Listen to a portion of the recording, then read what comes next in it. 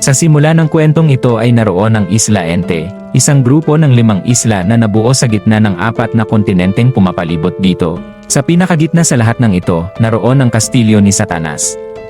Ang nais niya ay dominahin ang Isla Ente, kaya naman ang mga demonyo at mga nilalang ng gabi ay naninirahan doon. Pinadala ni Satanas ang kanyang 4 na general para sakupin ang 4 na kontinente. Sila ay sina Adramelech, Lucifer, Alciel, at Malacoda. Ngunit sila ay natalo ni Emilia, ang bayani, gamit ang kanyang banal na espada. Kasama ang kanyang hukbo, napalayan niya ang 4 na kontinente at nagtungo sa gitnang isla para harapin si Satanas mismo. Ngunit si Satanas at si Alciel ay nakataka sa pamamagitan ng isang portal patungo sa isang mundong hindi nila kilala, ang mundo ng mga tao. Ngayon ay mayroon na silang anyong tao.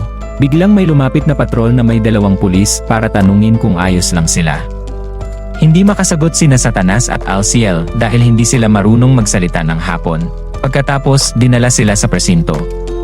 Doon, ginamit ni Satanas ang kanyang hypnosis sa isang pulis para makuha ang impormasyon tungkol sa mundong ito. Pagkatapos, hinanap ni Satanas si Alciel at sinabi sa kanya na nasa planetang Earth sila, sa isang bansa na tinatawag na Hapon, at ang kabisera nito ay Tokyo. Ang pinakamasaklap sa mundong ito ng mga tao, walang mahika, walang demonyo, walang spells. Ang lahat ng ito ay itinuturing na pantasya lamang. Umalis sila sa presinto at sinabi ni Satanas kay Alciel na kaunti pa lamang ang natitirang mahika niya, kahit na mahirap itong gamitin. Tinanong niya si Alciel kung may natitira pa rin ito. Sinubukan ni Alciel na gumamit ng spell, itinaas ang kanyang braso, ngunit walang nangyari.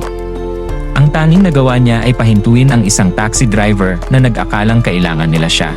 Okay. Kailangan nilang malaman kung paano maibabalik ang kanilang mga kapangyarihan. At pansamantala, kailangan nilang mamuhay sa mundo ng mga tao ayon sa mga patakaran ng tao. Kinabukasan, pumunta sila sa ward office. Sa tulong ng hypnosis ni Satanas, nakakuha sila ng mga record, residency certificates, mga li, at nakagawa ng bank account. Pagkatapos nito, nagawa rin ni Satanas na umupa ng isang bahay na tirahan, kahit na mahirap dahil bahagya pa lamang niya alam ang wika.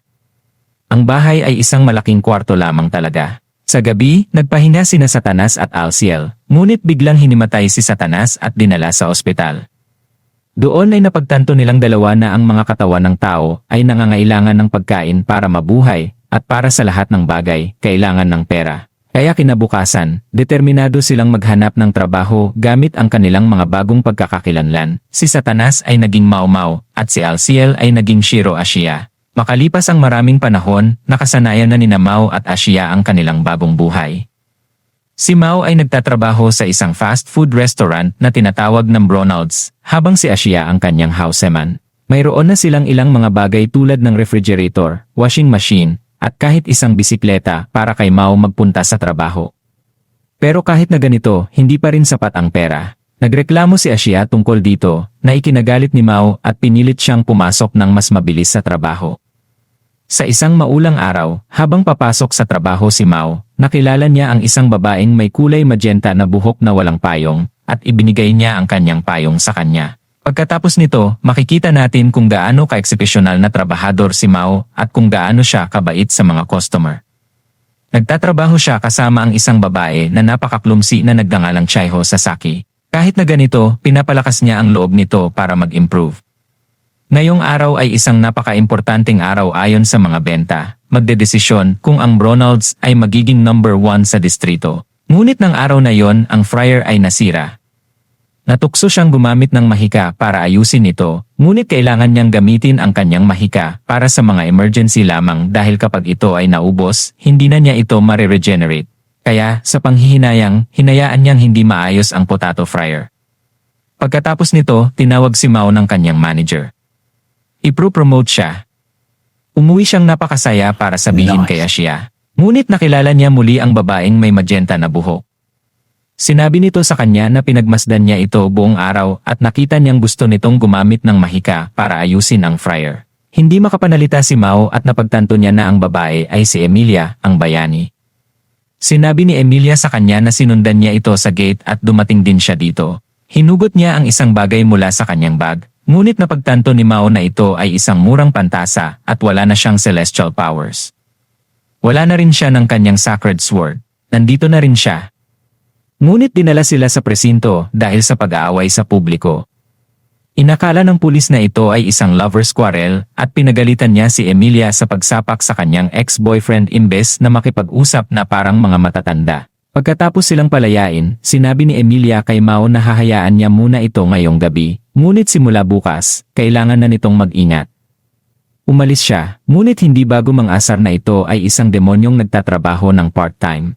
Kinabukasan, si Emilia, ang bayani, na ngayon ay tinatawag na Emiusa, ay nagtatrabaho bilang isang call center agent. Pagkatapos umalis sa trabaho, bumili si Emmy ng mga bagay sa daan pauwi. Nakatira siya sa isang magandang apartment, ngunit naiinis siya dahil kahit kinaasar niya si Mao, pareho na silang nabubuhay ng parehong buhay. Samantala, kumakain ng tahimik sina Mao at Asya nang biglang may malakas na kumatok na pumutol sa kanila. Si Emmy ito. Sinabi ni Mao kay Asya na nasa mundo na rin ito ng mga tao at wala ring kapangyarihan tulad nila, kaya pinapasok nila ang isang napakagalit na Emmy. Nang pumasok ito, hindi siya makapaniwala na ang pinuno ng mga demonyo ay nakatira sa ganito kaliit na lugar at kumakain ng ganito kapangit na pagkain. Ngunit ipinagtanggol ni Mao ang hapunan ni Asya dahil nagagawa nitong magluto gamit ang napakakaunting mga sangkap.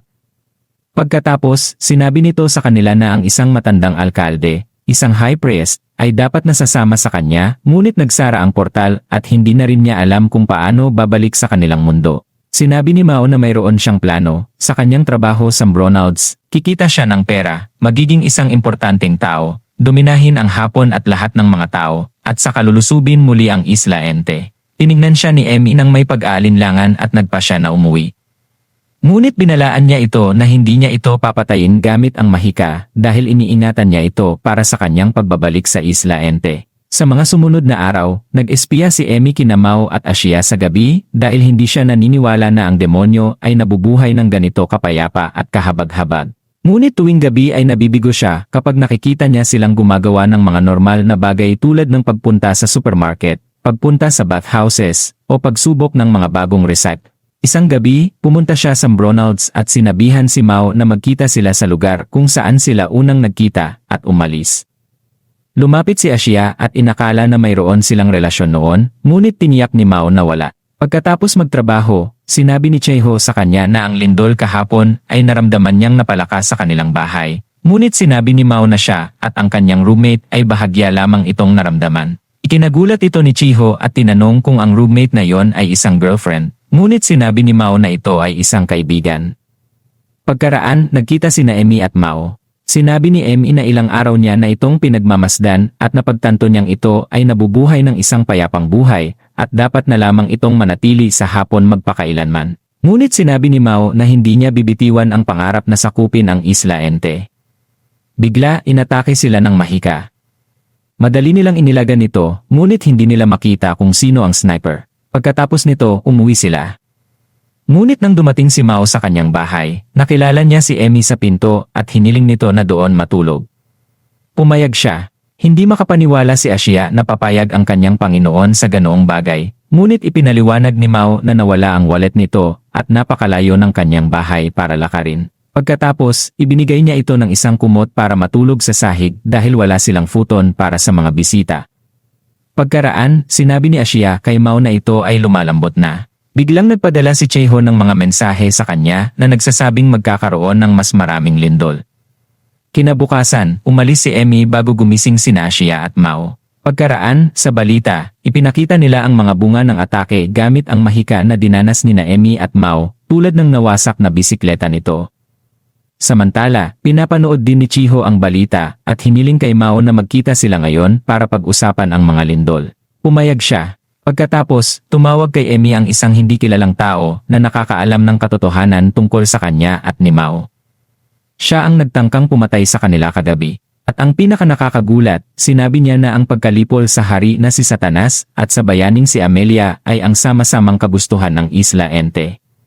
Hindi siya naniniwala dahil inakala niyang ito ay isang demonyo kaya binaban niya ang telepono. Pagkatapos nito, pumunta si Emmy sa presinto dahil nirehistro siya ni Mao bilang kanyang garantor. Galit na galit si Emmy na ang isang bayani ang siyang mag-aalaga sa isang demonyo. Sa labas ng presinto, sinabi ni Emmy sa kanya na tumanggap siya ng isang tawag na nagbabanta sa kanilang dalawa at umalis. Sa daan pa uwi, sinabi ni Mao na makikipagkita siya kay Chieho. Inakala ni Asya na ito ay isang date at pinagbihisan siya ng naayon kahit na nainis si Mao. Pagkatapos, dumating si Chieho sa napagkasunduang lugar na nakaayos at may bagong gupit na napansin ni Mao. Napansin din niya na mas maganda ang suot nito kaysa dati at sinabi nito na dapat mag-ayos para sa isang date. Napakasaya niya sa pag-aakalang ito ay isang date, kaya hiniling niyang hawakan ang kanyang kamay. Pumayag siya. Ang date na ito ay tinitigan ni na Asya at Emmy na dumadaan lang at nakita ito. Napagtanto ni Emmy na si Mao ay nasa isang date at inakala niyang may masasamang intensyon ito. Ngunit ipinaliwanag ni Asya na alam ni Chieho ang tungkol sa mga lindol. Sasabihin nito ang lahat ng alam nito dahil ito ay umiibig kay Mao. Nagpasya si Emmy na makinig ng mas malapitan at pumasok sa cave. Samantala, sinabi ni Chieho kay Mao na mula nang magtrabaho siya sa McDonald's, lumala ang kanyang tinnitus. Ngunit kagabi, ang pagring sa kanyang tainga ay naging boses ng isang nagsasalita sa isang hindi kilalang wika. Sinabi ng boses na isang malaking kabuluhan ang malapit nang dumating sa mundong ito. Napagtanto ni Mao na ang narinig ni Chieho ay isang komunikasyon sa pagitan ng mga tao mula sa iba't ibang mundo na nag-ugnay sa marami sa kanilang mga isip. Ginagamit nila ang sonar probe technology para gawin ito. Kapag ang sonar pulse ay umabot sa target nito, nagdudulot ito ng dimensional explosion na nagpapakita mismo sa iba't ibang fenomena. Kaya naman iniisip ni Mao na ang pulse ay naging mga lindol sa kasong ito at nararamdaman nila ito ng napakalapit dahil may isang taong naghahanap sa kanya at kay Emilia. Biglang naabala ang kanyang mga pag-iisip dahil pumasok sina Emmy at Asya sa cafeteria. Kaya nagsimulang magsalita ng malakas si Mao para makita ni Emmy na wala siyang ginagawang masama. Sinabi niya kay Chieho na dapat nitong balaan ang mga kaibigan nito tungkol sa malaking lindol na malapit ng maganap.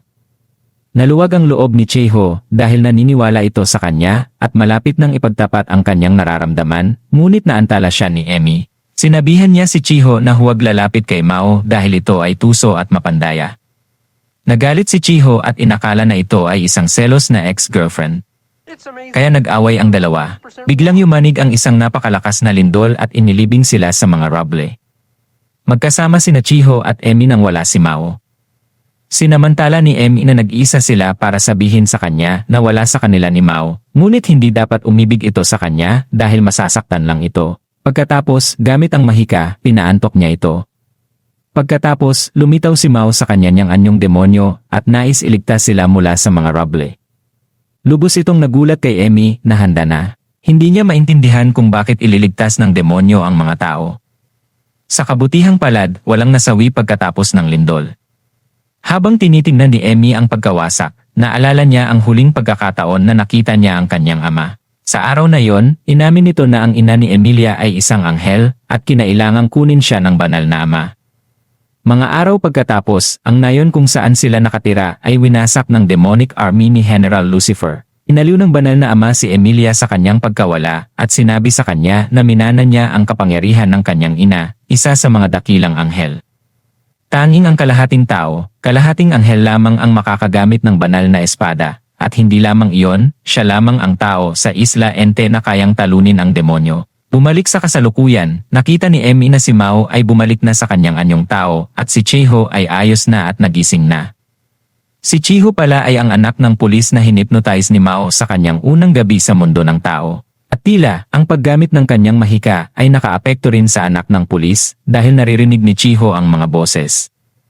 Umalis si Chieho kasama ang kanyang ama. Sinabi ni Mao kay Emmy na may isang plano na inaatake silang dalawa. Sinabi ni Emmy na hindi niya maintindihan kung paano may makakagamit ng mahika sa hapon kapag silang dalawa ay hindi na makapag-regenerate ng kanila. Pagkatapos nito, umalis si Emmy kasama ang kanyang kaibigan at si Mao kasama si Asya, na lubos na nahihiyang ang kanyang Panginoon ay napasailalim sa kanyang proteksyon. Si Emmy ay matutulog sa bahay ng kanyang kaibigan at sinabi nito kay Emmy na naranasan din nito ang isang lindol noong bata pa ito. At iyon ang dahilan kung bakit nais nitong alagaan ito, dahil sa mga panahong tulad nito, ang mga tao ay maaaring maging mga anghel o mga demonyo, isang desisyon lamang ang kailangan. Pagkatapos nito, naligo si Emmy at naramdaman ang init sa kanyang puso, habang iniisip niya si Mao na nagliligtas ng mga tao.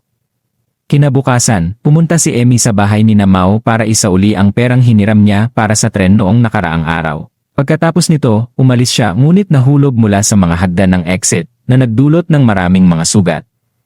Ngayon, kailangan siyang gamutin ni na Ashiya at Mao, ngunit wala silang gauze. Kaya pumunta si Ashiya sa pharmacy. Pagkatapos, sinubukan ni Mao na i-disinfect ang mga sugat ni Emmy, ngunit nagalit ito at sumabog. Hindi niya maintindihan kung bakit hindi siya kumikilos tulad ng isang demonyo, at nagsimula siyang sumigaw sa kanya sa lahat ng mabubuting bagay na ginagawa nito. Nagalit din si Mao at sinigawan siya na ang isang bayani ay hindi nahuhulog sa mga hagdan ng ganito kadali at pagkatapos ay kailangang gamutin ng mga demonyo tulad niya ngayon. Hindi na nakayanan ni Emmy at nagsimulang umiyak habang sinasabi na hindi niya ito mapapatawad dahil sa kanya, dahil sa kanyang mga general, nasunog ang kanyang nayon at ang lahat ng mayroon siya sa kanyang buhay. Humingi siya ng tawad sa kanya, ngunit naantala sila ni na Ashiya at Chiho.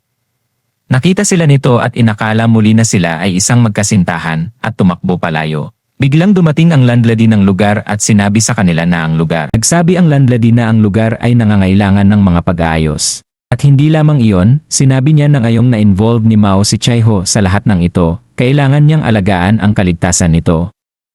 Sinabihan niya silang magmadali o baka mahuli na ang lahat. Sa sandaling iyon, isa pang lindol ang yumanig sa kanila.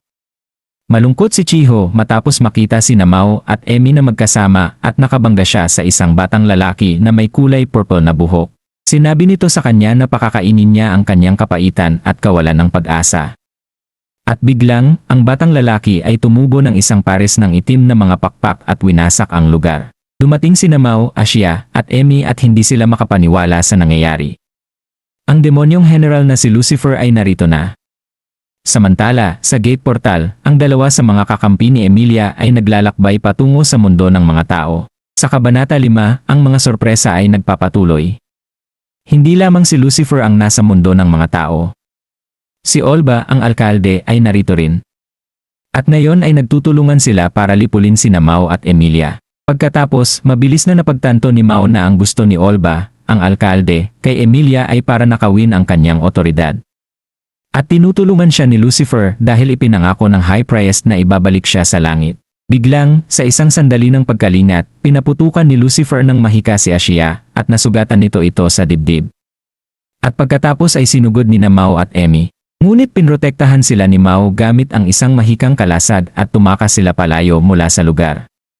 Habang tumatakbo, ipinaliwanag ni Mao kay Emmy na ang mga demonyo ay maaaring mabuhay sa takot, kawalan ng pag-asa, at sakit ng mga tao. Na ang mga masasamang damdaming iyon ang nagpapanumbalik ng mahika ng mga demonyo tulad niya at ni Lucifer. Mabilis silang naabutan ni Lucifer at tinanong niya si Mao kung bakit hindi pa nito sinubukang i-regenerate ang kanyang mahika. Ngunit sinabi ni Mao na gusto niya ang mundong ito at nahanap niyang kawili-wili ang maging isang tao, kaya ayaw niyang magdulot ng gulo para sa mundo ng mga tao. Nababagot sa napakaraming salita, sinipsip ni Lucifer ang mga negatibong damdamin ni Chiho at sinugatan si Mao ng mahika. Kahit na ganito, patuloy na tumakbo siya at si Emmy. Ngunit nasugatan din si Olba, ang alkalde, sa binti. Dahil hindi na siya makakatakbo, nag-teleport siya kasama sina Emmy at Ashiya sa isang lugar na puno ng mga tao. Nag-teleport din palayo si Lucifer. At si Mao, na nasa gitna ng mga tao at may sugat sa dibdib, ay hindi na nag-alala na maraming saksi. Naniniwala si Lucifer na si Mao ay mahina na, kaya inalis niya si Chiho at hinawakan siya ni Emmy. Natuwa ng sobra si Lucifer para sa tagumpay at winasak ang isang tulay para masipsip ang mas maraming negatibong damdamin. Ngunit ang hindi alam ni Lucifer, iyon lahat ay isang plano ni Mao. Siya ang sumipsip ng takot at kawalan ng pag-asa ng mga tao at nag-transform sa kanyang anyong demonyo na si Satanas. Nagising si Chiho at nakita niya si Mao sa kanyang anyong demonyo, ngunit hindi siya natakot sa kanya. Humingi ng tulong si Mao kay Emmy at nag-transform ito bilang si Emilia, ang bayani. Ngayon ay mayroon na siyang pilak na buhok, makalangit na baluti, at nagamit na niya ang kanyang banal na espada, kahit na hindi pa niya fully na-recover ang kanyang celestial powers. Pagkatapos, tinakpan sila ni Mao ng isang mahikang barrier para makalaban ng hindi nakikita. Nagsimula ng isang mabangis na laban sina Lucifer at Emilia, ngunit siya ay natalo ni Lucifer. Sa kabutihang palad, siya ay nailigtas ni Ashiya, na na-recover na rin ang kanyang demonyong kapangyarihan at nag-transform bilang demonyong general na si Alciel. Sumali sa laban si Olba, ang alkalde, para i-equalize ang puwersa, ngunit madali siyang natalo. Samantala, sinisikap ni Mao ng buong lakas na maingat na ibaba ang nasirang tulay para maiwasan ang karagdagang pinsala. Pinagmasdan nito lahat ni Chiho at hindi siya makapanalita. Ngunit tinanggap niya ito ng maayos, lalo na dahil ipinaalala sa kanya ni Mao na ngayon ay dapat silang pumasok sa trabaho ng magkasama sa McDonald's. Pagkatapos nito, matinding pinagbuhatan ni Mao ng kamay si Lucifer dahil siya ang kanyang general. Pagkatapos, inamin nila ang kanilang tunay na pagkakakilanlan kay Chiho at naniniwala ito sa kanila. Isang lubhang nasugatang si Lucifer ay tinanong si Mao kung bakit hindi siya bumalik sa mahiwagang mundo para sakupin ang Isla Ente ngayong na-recover na niya ang lahat ng kanyang mahikang kapangyarihan. Ngunit ipinaliwanag ni Mao na marami siyang shifts sa McDonald's ngayong buwan. Hindi makapaniwala si Lucifer na mas gusto pa nitong magtrabaho bilang isang part-timer kaysa sakupin ang Isla Ente. Biglang, sa pamamagitan ng gate portal, dumating ang mga kakampi ni Emilia na sina Emeralda at sinabi nila kay Emmy na hindi lamang si Olba, ang alkalde, ang narito, kundi pati na rin ang simbahan.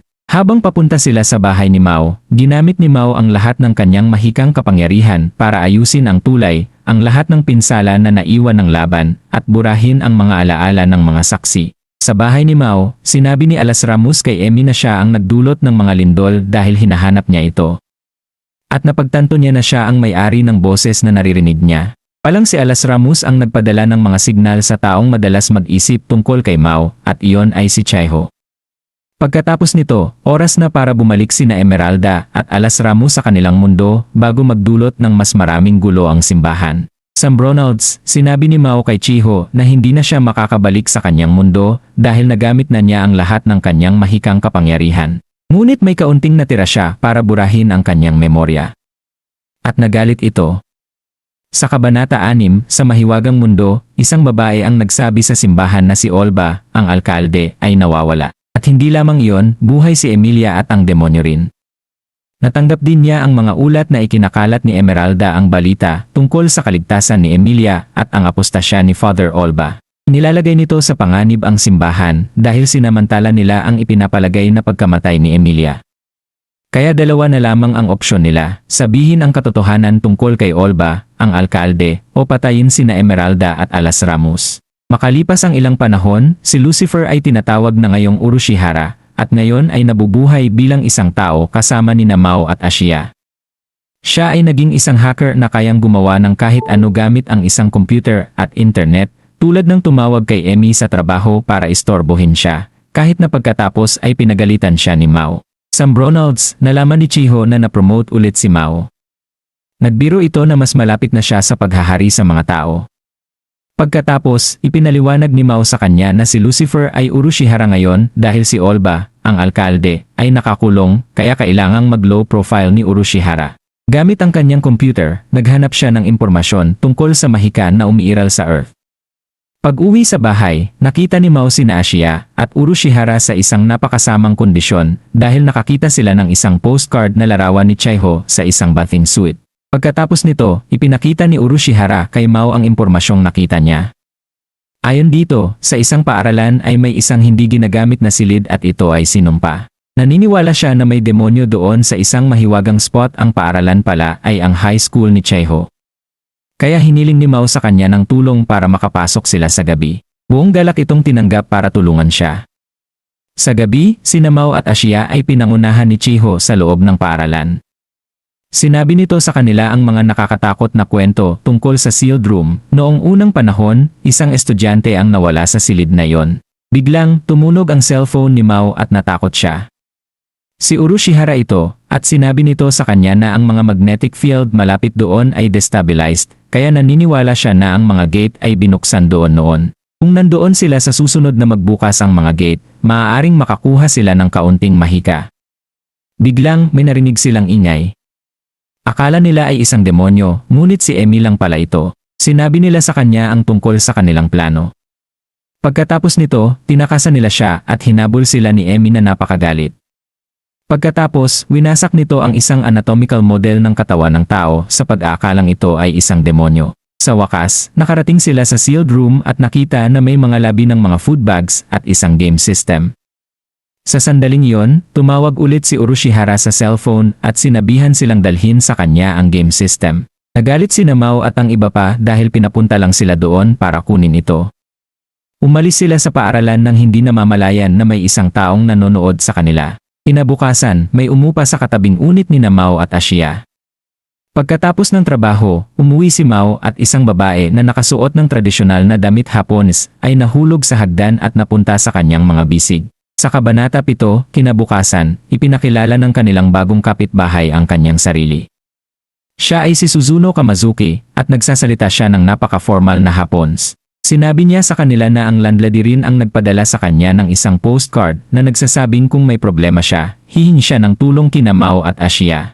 Samantala, nasa bahay si Emmy at tinawagan niya si Emeralda sa kanyang cellphone para tanungin ito tungkol sa isang package na natanggap niya mula rito.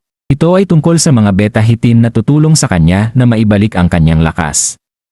Kinabukasan, si Asya ay may sakit kaya ang mga gawaing bahay ay ginagawa ni Urushihara habang siya ay tumatanggap ng mga order mula sa kanilang bagong kapitbahay. Sila ay tiniktikan ni Emmy na inaakalang may bagong demonyong kasama nila.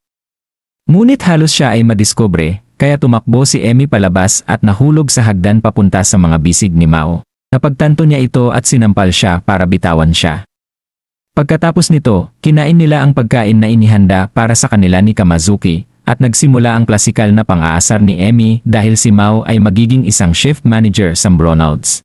Habang nag-aaway sila ni Mao gaya ng dati, sinabi sa kanila ni Kamazuki na mukhang napakalapit ang relasyon nila.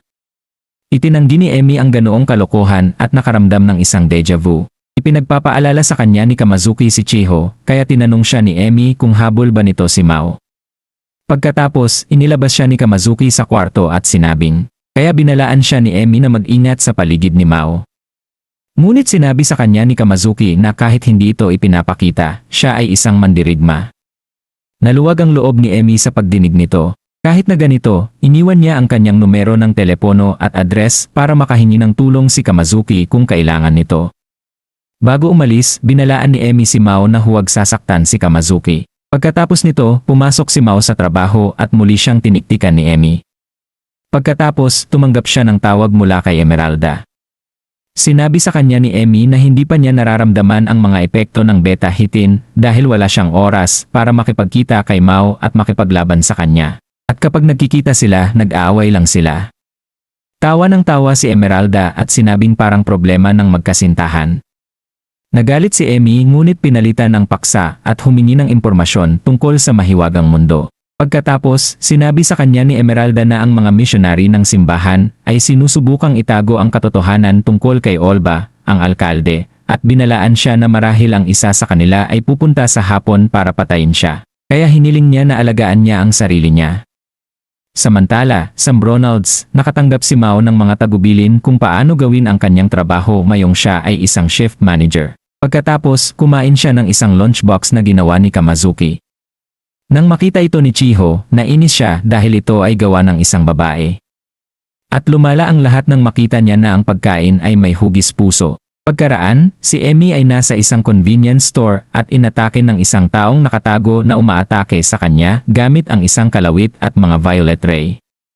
Ipinalaban niya ito gamit ang kanyang banal na espada salamat sa beta-hitin na mas naging madali ito. Pagkatapos, lumitaw ang cashier ng convenience store at nakatakas ang umaatake.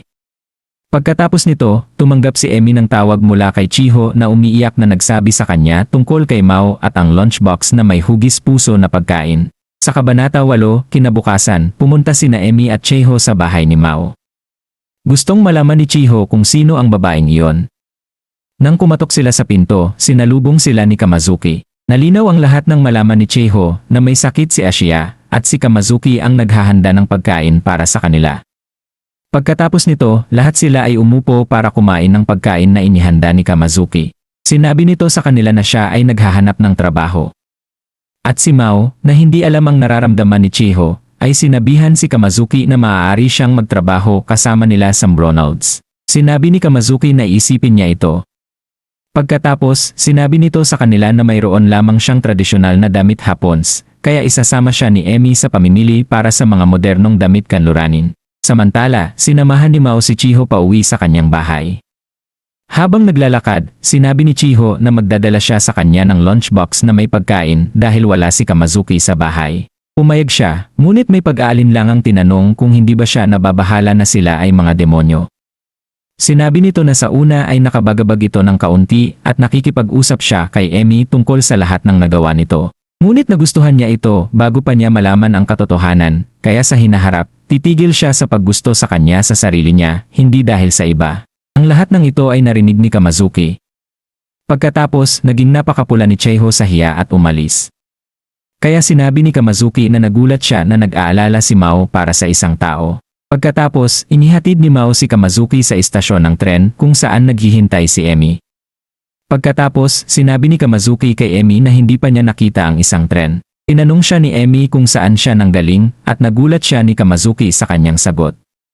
Ang totoo pala, si Kamazuki ay mula sa Isla Ente at dumating siya sa pamamagitan ng gate. Inakala ni Emmy na siya ang misteryosong umaatake, ngunit mabilis niyang itinanggi ang teoryang iyon. Ang kanyang pangalan ay Chriselle Bell, at siya ang pinuno ng investigador ng Doctrinal Correction Council. Dumating siya para imbestigahan kung totoo na si Emilia, ang bayani, ay kakampi ni Haring Satanas. Itinanggi ito ni Emmy ng mariin at minadali niya ito na sumakay sa tren at pumunta sa isang mas tahimik na lugar para makipag-usap. Sa daan, nagulat si Kamazuki sa teknolohiya ng modernong Hapon.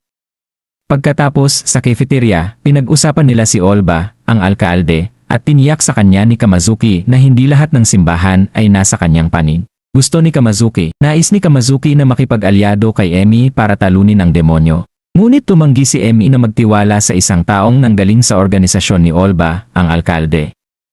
Binabalaan din niya si Kamazuki na huwag gumamit ng mga panlilinlang laban kay Mao dahil sa huli, siya ang demonyo at malalaman niya ito. Bago umalis, iniwan niya ang kanyang magazine para matutunan nito ang mga bagong fashion ng modernong Hapon. Samantala, ang Bronalds ay nasa problema dahil ang E-Century Fried Chickens na restaurant ay nakikipagkumpetensya sa kanila sa pamamagitan ng pagnanakaw ng mga customer. Gagawin ni Mao ang lahat ng posible para mabawi ang mga ito, kaya ipinadala niya si Ashia para mag-espiya sa Rese dahil ang manager nito ay napakahinala at nakakabagabag. Sa hapon, umalis sa trabaho si Emmy at muling nakilala si Kamazuki. Marami itong biniling mga muyukata, kahit na nagkaroon siya ng mga nakakatawang problema sa pagpapalit ng mga alahas para sa pera. Kailangan niya ng isa pang pabor kay Emmy. Nais ni Kamazuki na pumunta sa Bronalds para makita ang kaibigan ni Mao. Inaakala ni Emmy na magiging saksi ito sa isang love triangle, kaya sumama siya sa kanila. Dumating ang tatlo sa Bronalds at napagtanto na ito ay tahimik at walang tao. Kaya nagpa siyang pumunta si Emmy sa Rese kung saan napakaraming tao. Gustong malaman ni Emmy kung paano naabot ng dalawa ang punto ng pag-aaway para sa pagmamahal ni Mao o ganoon ang akala niya. Samantala, sa Bronalds, iniisip ni Mao kung paano akitin ang mga customer. Sa Ehese, naiinis si Ashia para sa kanyang Panginoon, ngunit mabilis siyang nakumbinsing umupo kasama ni Emmy dahil babayaran nito ang lahat ng kakainin niya para sa kanyang pananaliksik. Ngunit kailangan niyang alisin ang pag-usisa ni Emmy. Pagkatapos, ikinuwento ni Ashia sa kanya ang isang kathang-isip na kwento tungkol kina Mao at Emmy na nasa magkaibang construction corporations at nakikipag-away para sa mga kontrata hanggang sa talunin sila ni Emmy at magbangkarote. Kaya, ayon sa kwento ni Ashia, sina Mao at Emmy ay nagkaayos pa rin at bumibisita si Emmy sa kanila paminsan-minsan. Hindi maintindihan ni Emmy kung paano nila napamahalaan ang mga corporation nang napakabata pa sila, ngunit naniniwala pa rin siya sa kwento. At sinabi niya kay Ashia na kung wala siya at ang kanyang pag-aalaga, hindi makakapagpatuloy si Mao. Nagpapasalamat si Ashia sa mga nakagiginhawang salitang iyon. Kaya ngayong nabusog na ang pag-usisa ni Emmy, oras na para bayaran ni Emmy ang lahat ng kinain ni Ashia. Pagkaraan, pumunta siya sa register para magbayad at nakasalubong ang manager ng lugar at naramdaman niyang ito ay isang kakaiba at nakababagabag na tao. Pagkatapos nito, pumunta si Ashia sa Bronalds at sinabi kay Mao ang lahat ng nalaman niya tungkol sa Rai.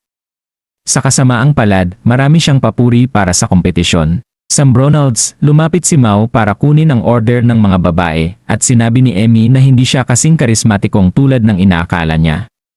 Nagsimula silang magtalo hanggang dumating si Chieho at namangha si Emmy sa kanyang cute na itsura. Kaya sinabi ni Emmy kay Mao na pumunta siya para makita kung paano nito lalabanan ang Nyeshe. Kaya inutusan ni Mao ang lahat na mamigay ng mga flyer para akitin ang mga customer, ngunit hindi ito gumana. At ipinadala niya si Chieho para i-promote ang mga hamburger, Ngunit ang mga tao ay mas nakatuon sa kanyang pagiging cute. Sa wakas, nakaisip si Mao ng isang plano na hindi mabibigo. Tinawag niya ang isang matandang lalaki na tinutulungan niya dati kapag nag-go-volunteer cleaning sa kanilang neighborhood. Hiniling niya dito na magdala ng isang puno ng kawayan. At nang dalhin ito ng matanda, ibinigay ni Mao sa mga trabahador ng Bronalds ang mga palamuting pampista para sa puno at ang mga flyer na hindi nila nagamit noon. Sa mga flyer na ito, susulat ang mga tao ng kanilang hiling at isasabit ito sa puno ng kawayan. Bukod pa riyan, nakakuha rin si Mao ng mga discount coupon para sa mga sasali sa wish tree. At ganoon nga, napuno ang Bronalds ng mga kliyente. Ang plano ay isang ganap na tagumpay. Pinagmasdan ito lahat ng malamig ni Kamazuki nang hindi naniniwala sa kabutihan ng demonyo. Kabanata 1:0. Kinabukasan, sinabihan si Mao na bukas ay kailangan niyang pumunta para tumulong sa isa pang branch ng Bronalds sa isang amusement park. Sa bahay, habang kumakain sila ng hapunan, imbestigahan ni Urushihara ang lugar na pupuntahan nila. Palang magkakaroon doon ng isang malaking reptile exhibition at isang bagong haunted house ang magbubukas, ang pinakanakakatakot sa hapon. Sinabi niya kay Mao na bukas ay makakalikom siya ng mahika mula sa takot ng maraming tao. Kaya gustong sumama rin ni Ashiya. Samantala, tumanggap si Emi ng dalawang tawag. Ang isa ay mula kay Chiho na humiling na samahan siya sa lugar kung saan magtatrabaho si Mao kinabukasan. Pumayag si Emi. Ang isa pang tawag ay mula kay Kamazuki. Sinabi nito sa kanya na balak ni Mao na mangalap ng mahika mula sa mga tao kinabukasan at nais niyang bantayan ito.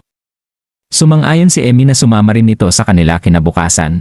Kinabukasan, pumasok sa trabaho si Mao sa Bronalds sa Water Amusement Park at humanga ang manager sa kanyang karanasan sa paghahain ng mga customer.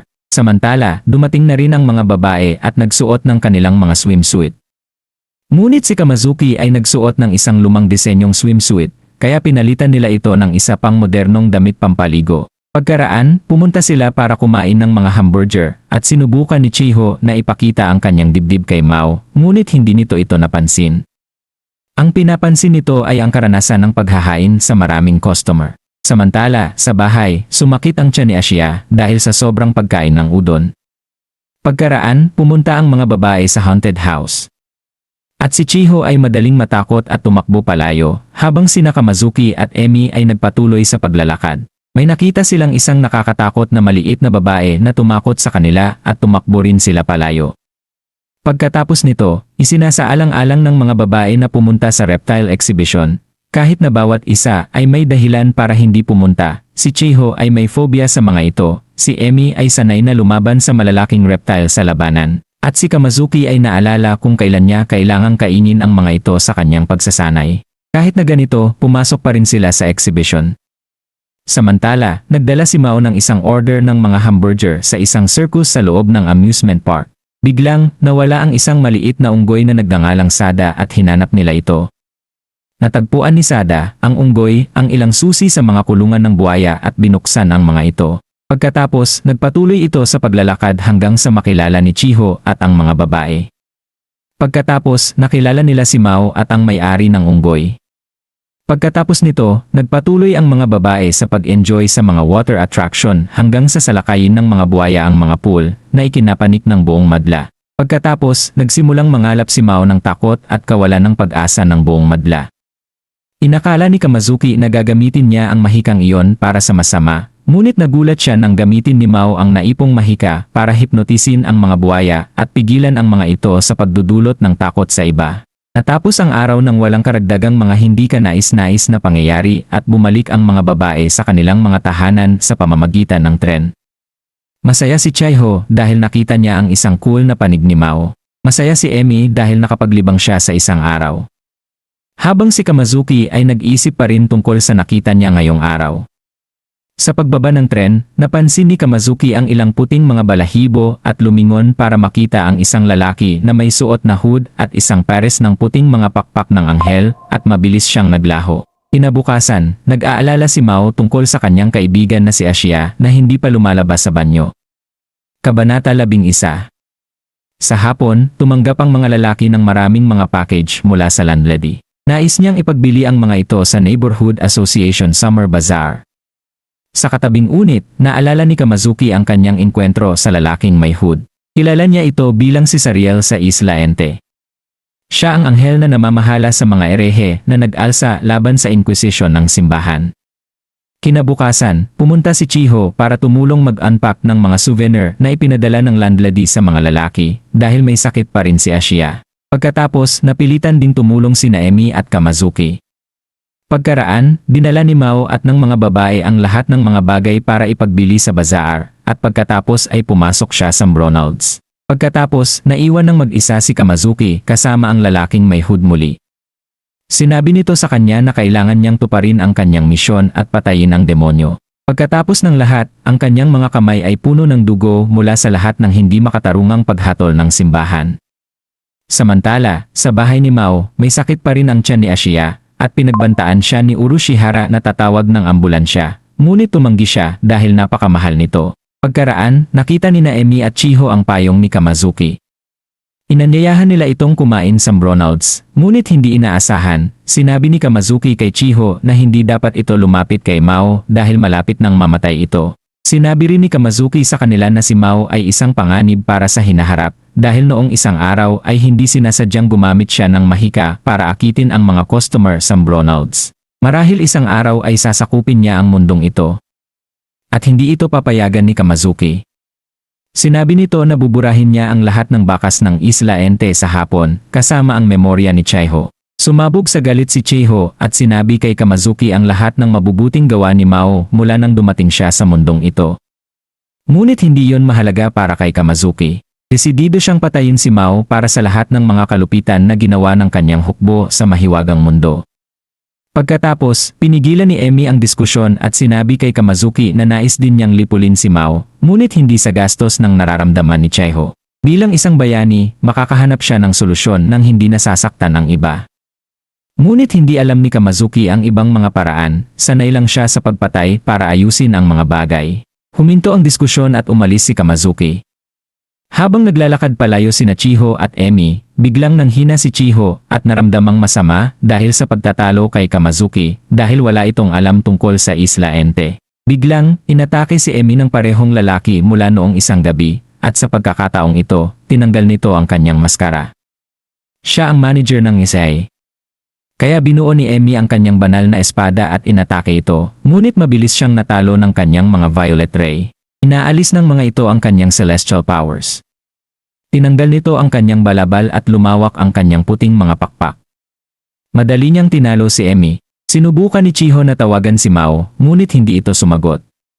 Biglang, lumitaw si Kamazuki at inakala ni Chiho na tutulungan nito sila, ngunit hindi. Sinigawan ni Chiho si Kamazuki na sila ay kapareho ng mga demonyo dahil handa silang magtaksil kahit nakapwa nila si Emi.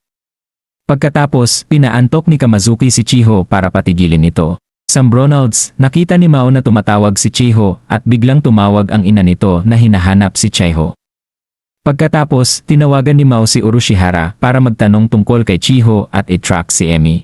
Habang ginagawa ito ni Urushihara, sinabi nito sa kanya na ang manager ng Issei ay isang peking pangalan at hindi talaga umiiral. Pagkatapos, sa wakas ay na-track nito si Emi at nalaman na dinala ito sa government office. Napagtanto ni Mao ang nangyayari at mabilis na sinakay ang kanyang bisikleta. Samantala, na-hospital si Ashia sa parehong ospital kung saan nakakulong si Olba, ang alkalde, at nagising na lang ito. Kabanata 12. Pagkaraan, nagising na rin si Ashia at naramdamang medyo gumaling kaya lumabas siya ng kanyang silid para mag-inat ng mga binti, ngunit nakabangga si Olba, ang alkalde. Nasinuntok siya ng malakas at kinuha ang kanyang e-card na may kanyang home address.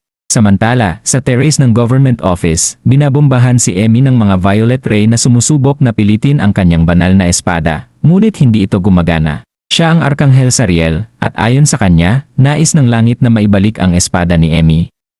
Hiniling ni Emi na pakawalan si Chiho, ngunit sinabi ni Sariel na ito ay isang human specimen na sumasamba sa demonyo sa kabila ng pag-alam kung sino siya, kaya nais niyang imbestigahan ito. Nagpapatuloy ito habang sinusubukan ni Mao na maabot sila, ngunit pinigilan siya ng isang mahikang barrier. Napagtanto ni Sariel na sinusubukan ni Mao na pumasok, kaya inutusan niya si Kamazuki na harapin ito. Hiniling ng mga babae na huwag niya itong gawin, ngunit kahit na ganito, kinuha ni Kamazuki ang kanyang malaking martilyo at, na may mga luha sa kanyang mga mata, pumunta para salubungin si Mao at simulan itong atakihin ng walang humpay. Kahit na naalis ni Mao ang kanyang uniforme ng Brownouts para hindi masira ito sa laban, sinabi niya kay Kamazuki na alam niya ang katotohanan tungkol sa kanya sa lahat ng oras na ito, ngunit hinayaan niya ito dahil hindi ito nakakasama. Kahit na nagdulot ito ng sakit ng tiyan kay Ashiya. Ngunit ngayon ay sumobra na ito sa pagsasangkot kay Chiho at Emi. Para sa kanya, siya at si Olba, ang alkalde, ay kapareho ng mga demonyo, hindi sila nag-aatubiling magsakripisyo ng iba para makakuha ng kapangyarihan. Binugbog niya ito ng husto, ngunit hindi ito natalo. Pagkatapos, tumayo si Mao at sinabi na dapat siyang pumunta para kunin si Chiho, dahil parte ito ng kanyang crew at hindi niya pinababayaan ang kanyang mga tao. Bukod pa riyan, napagtanto rin niya na gusto ring mapatalsik ni Kamazuki si Sariel. Samantala, pumunta si Olba, ang alkalde, sa bahay ni Mao at sinabi kay Urushihara na maibabalik niya ito sa langit, ngunit kailangan nitong tulungan siya muli. Sa bubong ng government office, sinubukan ni Sariel na pilitin si Emi na hilahin ang espada ng direkta mula sa kanyang laman, ngunit pinigilan siya ni Chiho sa pamamagitan ng pagsigaw sa kanya. Sumali si Emi sa pang-aasar at tinawag siyang manyakis ng mga babae. Nagalit si Sariel at sinabi na mas gusto niyang imbestigahan ang katawan ni Chiho, ngunit binalaan siya ni Emi na hindi niya dapat hawakan si Chiho dahil nagtatrabaho ito sa Brownouts at si Mao ang manager nito, at ang isang manager ay palaging mag-aalaga sa kanyang mga empleyado. Hindi naintindihan ni Sariel ang kalokohang iyon, ngunit ito ang katotohanan. Malapit nang dumating si Mao, kahit na naantala siya sa mga hagdan dahil sira ang elevator. Sa pagdating, sinabi ni Mao ang parehong mga salita tulad ni Emi, sa pagkadismaya ni Chiho na umaasang maliligtas siya para sa mga romantikong dahilan. Mariing inatake si Mao ni Sariel na napakalakas dahil sa kanyang kalapitan sa buwan habang si Mao ay wala. Walang mahika kahit ano. Ngunit malapit nang magbago iyan sa lungsod. Kinuha ni Olba, ang alkalde, ang isa sa mga beta hitin at gumawa ng isang spell na nagpapaberde sa langit at nagpapalaki sa sukat ng buwan. Ang buong lungsod ay nagpanik. At sinipsip ni Mao ang mga negatibong damdaming iyon at lumobo sa kapangyarihan, nag-transform sa kanyang sarili bilang si Haring Satanas. Naibalik ang kanyang demonyong lakas, malayang pinalaya niya si Emi at ipinagkatiwala kay Kamazuki na alagaan si Chiho. Galit na galit si Sariel nang makita na ang isa sa kanyang mga lingkod ay nasa panig ng demonyo. Ngunit sinabi ni Kamazuki na wala pang nagawang masama si Mao sa Earth. Samantala, sinabi ni Urushihara kay Olba, ang alkalde, na ang kanyang langit ay nasa Earth, kung saan siya nabubuhay ng malaya at may internet. Napagtanto ni Olba, ang alkalde, na siya ay nalinlang at natalo ng isang suntok lamang mula kay Urushihara. Sa itaas, binigyan ni Mao ng pagpipilian si Sariel, umalis ito ng tuluyan o umalis itong talunan niya. Ngunit sinabi ni Sariel na tatalunin niya ito. Nagsimula silang maglaban at ang demonyong lakas ni Mao ay hindi kapanipaniwala. Habang binubugbog niya si Sariel, iniligtas rin ni Mao si Emi mula sa mga rumble na napagod sa pagiging tortured buong araw. Sa huli, binuo ni Mao ang isang malaking demonyong espada at tinalo si Sariel. Pagkatapos ng laban, nakita ni Mao ang lahat ng pinsala na dinanas ng lungsod at napagtanto na kailangan niyang gamitin muli ang lahat ng kanyang mahika para maibalik ito. Huli na dumating si Ashiya sa laban dahil pumunta siya sa bahay para kunin ang kanyang balabal. Kabanata 13. Madaling araw na at sinabi ni Mao kay Chiho na kailangan niyang bumalik sa Isla Ente. Hindi sila maaaring maging masaya ng magkasama dahil sila ay mula sa magkaibang mundo. Hinagkan niya ito sa noo at umalis sa pamamagitan ng isang portal. Nagsimulang umiyak ng desperado si Chiho. At nagising siya. Panaginip lang pala ang lahat. Ang tunay na nangyari ay itinayo muli ni Mao ang buong lungsod gamit ang kanyang mahika. At pagkatapos ay nagbukas ng isang gate para itapon si Sariel doon. Ngunit hindi iyon gumana. Sa Brownouts, ang puno ng kawayan na na-enchant ni Mao ay naging isang portal at nagbukas para maibalik si Sariel. Natagpuan siya ng manager. Sina Mao at Chiho ay ipinaliwanag sa kanya na siya ang nakababagabag na manager ng ESE. Samantala, nanaginip din si Emi kung saan nagawa ni Mao na sakupin ang mundo ng mga tao sa pamamagitan ng pagiging masama. Kaya pumunta siya sa kanyang bahay para bantayan siya gaya ng dati. Ngunit nakakita siya ng isang love triangle sa pagitan ni Chiho at Kamazuki na nakikipag-away para pakainin si Mao. Biglang dumating si Ashiya at hiningi kay Mao na bigyan siya ng libreng pera. Pagkatapos nito, tinawagan ni Emi si Emeralda para balaan ito tungkol kay Ashiya. Marahil gusto nitong bumisita sa Demon Realm at dapat itong ipaalam sa kanya kung sakaling magkaroon ng anumang problema. Tumaas ang paghihinala ni Emmy nang pumunta siya para mag-espiya sa bahay ni Mao at nakita na maraming mga package ang dumating. Inisip niya na marahil ang mga ito ay galing sa Demon Realm. Makalipas ang ilang panahon, tumawag si Emeralda at sinabing walang problema. Naghihinala rin si Cheho na may kakaibang nangyayari dahil nakakita siya ng hindi inaasahang bagay. Hiningi ni Mao sa manager na palitan ang kanyang shifts. Iyon ay isang bagay na hindi niya gagawin. Kaya tinanong siya ni Cheho kung pupunta ba siya sa Isla Ente. Ngunit sinabi niya na wala siyang mahika para umalis. At tinanong niya kung ano ang nangyayari, ngunit tumanggi siyang sumagot at umalis. Kinabukasan, sinimulan nilang sundan ni Emmy at Cheho si Mao sa paligid para malaman kung ano ang kanyang itinatago. Ngunit nalaman nila na nagtatrabaho siya sa isang construction site dahil kailangan niya ng mas maraming pera para bayaran ang mga tracker na ikinabit ni Urushihara kay Emmy at Kamazuki. Natagpuan ni Emmy ang tracker at pinunit ito. At sinabi niya sa kanya na hindi iyon nagpapaliwanag sa mga kahon. Ngunit wala namang alam si Mao tungkol doon, kaya pumunta ang tatlo sa bahay para tanungin si Urushihara. Palang siya ang biktima ng isang magaling na salesman at nang hindi namamalayan, napabili siya ng maraming bagay. Tinawagan ni Mao ang kumpanya para ibalik ang lahat ng binili ni Urushihara, ngunit hindi ito gumana.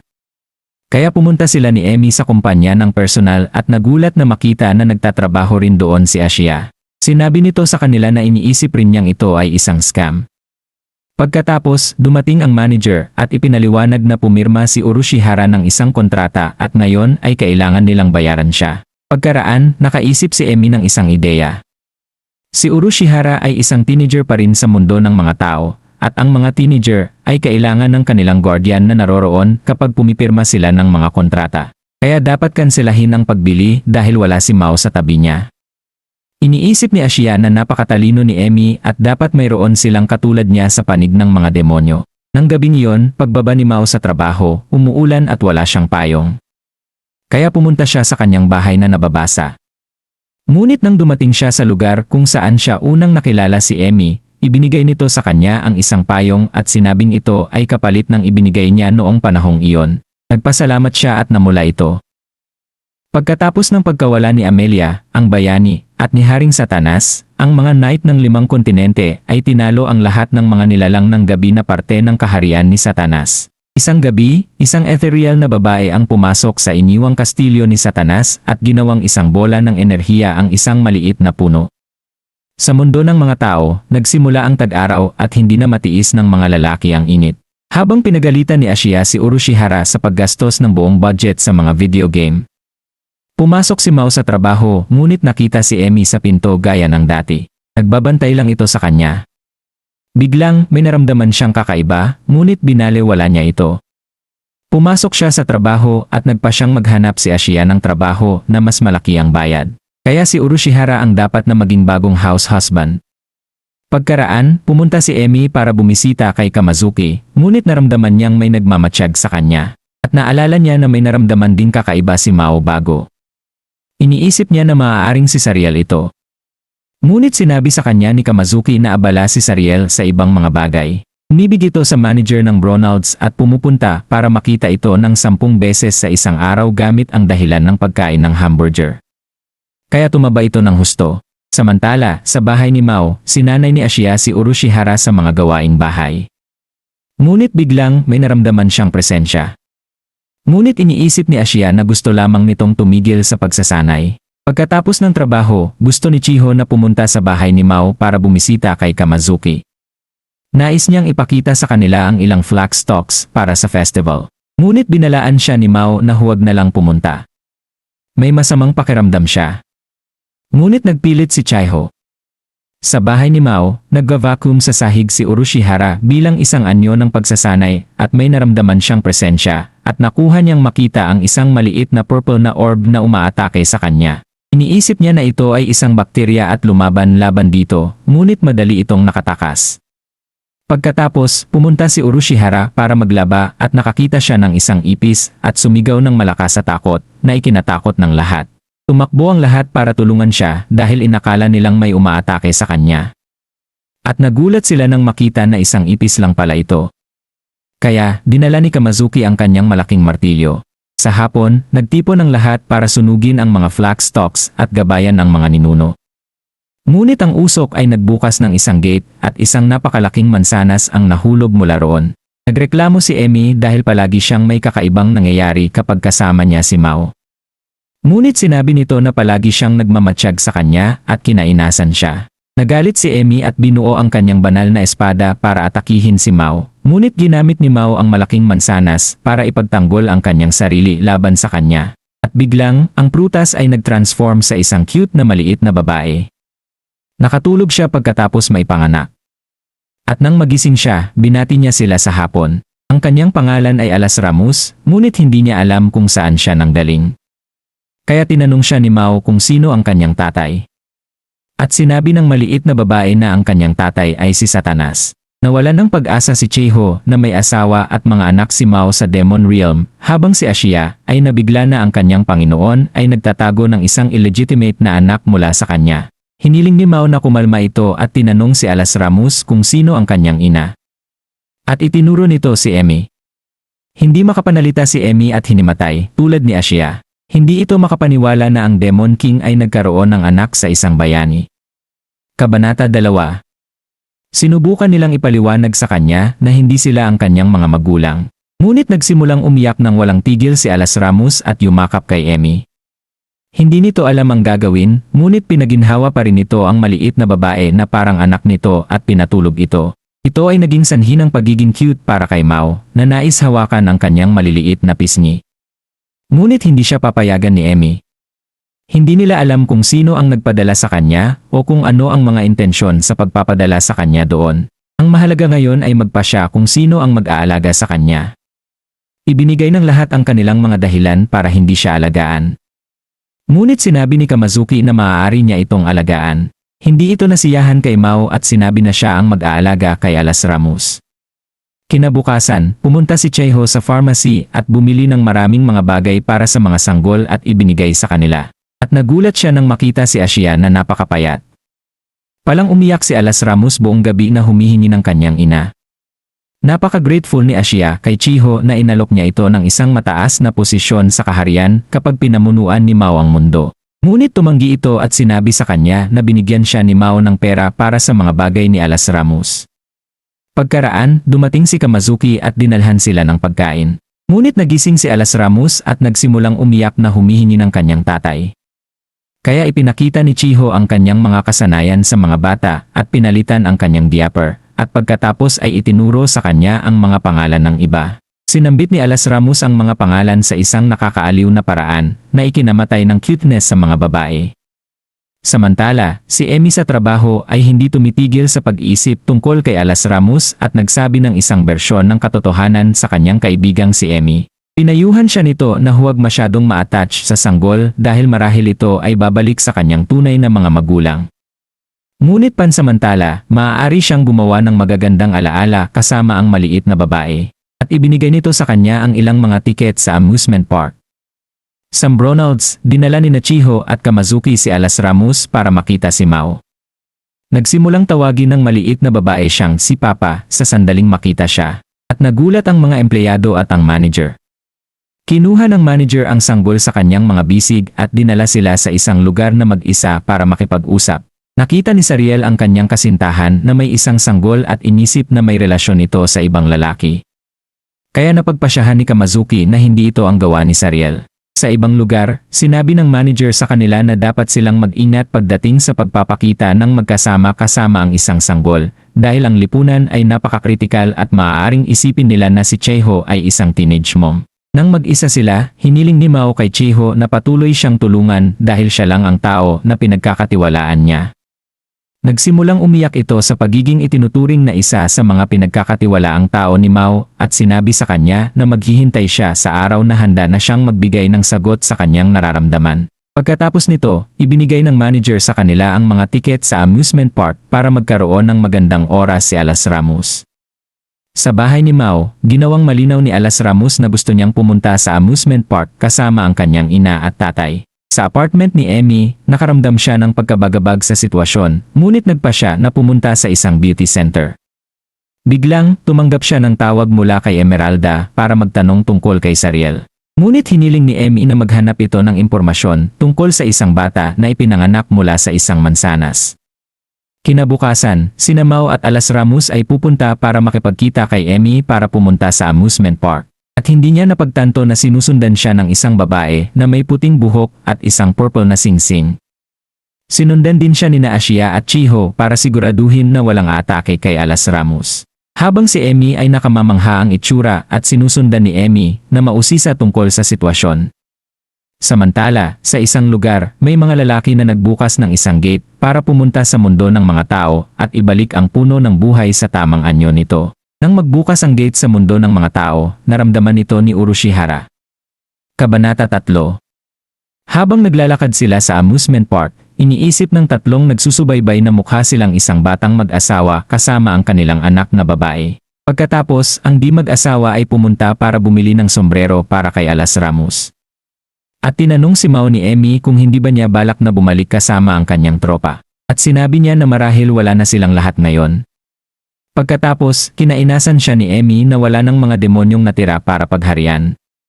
Ngunit pinaramdam nito sa kanya na hindi lahat ay nawala. Pagkatapos nito, gusto ni Alas Ramos na makakita ng puppet show at dinala nila siya. Nang nasa madilim na silid na sila, nagreklamo si Emmy sa pagiging napakalapit kay Mau. Nang magsimula ang palabas, pumasok si Alas Ramos sa isang uri ng trance at nagsimulang magbulong ng mga walang kabuluhan. Pagkatapos, isang violet crescent ang lumitaw sa kanyang noo at hinimatay siya. Nilabas nila siya sa lugar at pumunta si Mau para bumili ng malamig na inumin para sa kanya. Biglang, ang babaeng puting buhok na sumunod sa kanila ay lumapit kay Emmy at Alas Ramos. At gamit ang kanyang singsing, pinawala ang marka sa noo nito. Ipinagtanggol ni Emmy si Alas Ramos mula sa estranghera, ngunit ang babaeng puting buhok. Ang babaeng puting buhok ay nagsabing hindi siya ang kaaway at dapat siyang mag-ingat dahil baka may nakakita na sa marka sa noo ni Alas Ramos. Binabalaan din niya ito na ang kaaway ay paparating na. Si Gabriel at ang kanyang Heavenly Regiment ay nasa daan na. Nang dumating si Mau, wala na ang babae. Samantala, sa bahay ni Mau, nag-usap sina Urushihara at Kamazuki tungkol sa pagbukas ng gate sa amusement park. Sina Mau at Emmy ay dinala si Alas Ramos sa Ferris wheel at sinundan ni na Ashia at Emmy na sumakay sa ibang kabin habang si Chiho ay nanatili sa ibaba. Hindi komportable si Emmy dahil nakita niyang kaakit-akit si Ashia. Samantala, nag-usap sina Emmy at Mau tungkol sa marka ni Alas Ramos. Sinabi niya sa kanya ang kwento ng kanyang mahirap na pagkabata at kung paano naligtas ang kanyang buhay ng isang anghel. Nalagaan siya nito at pinagaling ang kanyang mga sugat at sinabihan siya tungkol sa human realm. Hindi makapaniwala si Emmy na ang digmaan sa mga demonyo ay hindi direktang sinimulan ng isang anghel. Ipagpatuloy ni Mau ang kanyang kwento at sinabing binigyan siya ng anghel ng isang purple crescent-shaped crystal na may instruksyon na itanim ito bilang isang binhi. At ginawa niya yon. Kaya itinuturing niya si Alas Ramos bilang kanyang anak dahil matagal na niya itong itinanim. Pagkatapos, tinanong ni Emmy tungkol kay Yesod. At nagreklamo si Mau na wala itong alam tungkol sa simbahan at sinabi sa kanya na ang Yesod ay isa sa mga pangalan ng Sephira, ang cosmoplasmic orbs ng puno ng buhay, at marahil si Alas Ramos ay ang reinkarnasyon ni Yesod. Nang bumaba sila, gusto ni Alas Ramos na bilhin ang family photo na kinuha nila bilang isang pamilya. At pinagbigyan siya ni Emmy. Ngunit biglang, pareho silang tumanggap ng emergency call mula kina Urushihara at Kamazuki at tumakbo sila pauwi. Sa bahay, natagpuan nila si Gabriel at ang kanyang regiment na nagbabanta kina Urushihara at Kamazuki gamit ang mga espada. Si Gabriel ang guardian angel ni Yesod at nais kunin ang espada ni Emmy at ang bata. Ganap na tumanggi si Alas Ramos na sumama sa masamang lalaki. At hindi rin balak ibigay ni Mau si Alas Ramos. Kaya inatake ni Gabriel si Mau. At nang malapit na niyang gawin itong muli, lumitaw si Chiho at tumayo sa pagitan ni Mau at Gabriel. Nagulat si Gabriel nang sabihin nito sa kanya na alam nitong siya ay isang anghel dahil sa huli, ang lahat ng problema ay gawa ng mga anghel. Pagkatapos, nagsimulang umiyak si Chiho at nagmakaawa sa kanya na huwag paghiwalayin si Alas Ramos kina Mau at Emmy. Pagkatapos, nahiya si Gabriel dahil mukhang siya ang masamang tao sa kwento. Kaya binigyan niya sila hanggang bukas para ihandog si Alas Ramos sa kanya. Pagkaraan, tinanong ni Mau si Alas Ramos kung gusto nitong sumama sa anghel na si Gabriel. Ngunit ayaw ng maliit na babae. Kaya nagpasya siyang bukas ay ipagtatanggol nila ang sarili nila kahit paano at hiniling kay Emmy na doon matulog para maging handa. Kabanata 4. Natuwa si Alas Ramos na magkasama ang kanyang nanay at tatay. Ngunit hindi masyadong natuwa si Emmy. Tinanong niya si Mao kung ano ang kanyang plano. Sinabi niya na lalabanan niya si Gabriel bukas at kailangang pumalit siya kung siya ay matatalo. Ayaw ni Emmy na lumaban laban sa isang anghel. At alam iyon ni Mao, kaya hiniling niya sa kanya na ipagtanggol si Alas Ramos para hindi ito masaktan. At pumayag si Emmy. Palang si Alas Ramos ay parte ng puno ng buhay, isang puno ng langit na lumilikha ng mundo ng tuloy-tuloy. Kung totoo ang alamat, kailangan ni Gabriel si Yesod para maibalik ang balanse ng universo. At si Yesod ay si Alas Ramos. Hindi naniniwala si Kamazuki na ang mundo ay nasa panganib kung hindi nila ibabalik si Yesod. Ngunit hindi rin nila matatanggihan ang kahilingan ni Gabriel. Nang nag-iisa sina Emmy at Mao, sinabi niya sa kanya na isusugal niya ang kanyang buhay para sa kanyang anak. Nabigla si Emmy. At sinabi niya na tiyak noong sinalakay niya ang Isla Ente, maraming mga magulang ang nag-sacrifice para sa kanilang mga anak at gagawin niya rin iyon. Samantala, sa bahay ni Kamazuki, tinanong nito si Ashiya kung bakit sinalakay ni Haring Satanas ang Isla Ente. At sinabi nito sa kanya na ang mga demonyo rin ay nais ang kapayapaan at ginhawa na mayroon sila na ikinagulat nito. Habang naghahanda si Mao at Emmy na matulog kasama si Alas Ramos, hiniling nito sa kanyang tatay na kwentuhan siya bago matulog. At ikinuwento niya ang kanyang sariling kwento, ngunit may masayang wakas. Nang makatulog ang maliit na babae, tinanong siya ni Emmy kung bakit hindi siya nanatili sa Demon Realm pagkatapos siyang maging hari. At sinabi niyang naging ganid siya, ngunit hindi niya ito ipinaliwanag ng lubusan. Kinabukasan ng umaga, nagising si Emmy at nakita na nandoon na si Gabriel. Nagising si Mao at kinuha si Alas Ramos para ipagtanggol ito. Ngunit dumating si Gabriel na handang makipag-negotiate. Sinabi niya sa kanila na kailangan niya ang espada ni Emmy at si Alas Ramos, ngunit ngayong araw ay maaari niyang kunin ang isa, dahil ang espada ni Emmy ay ginawa gamit ang isang piraso ni Yesod. Pagkatapos, nag-alok si Mao ng ibang bagay. Inalok niya ang kanyang ulo para sa kalayaan ni Alas Ramos.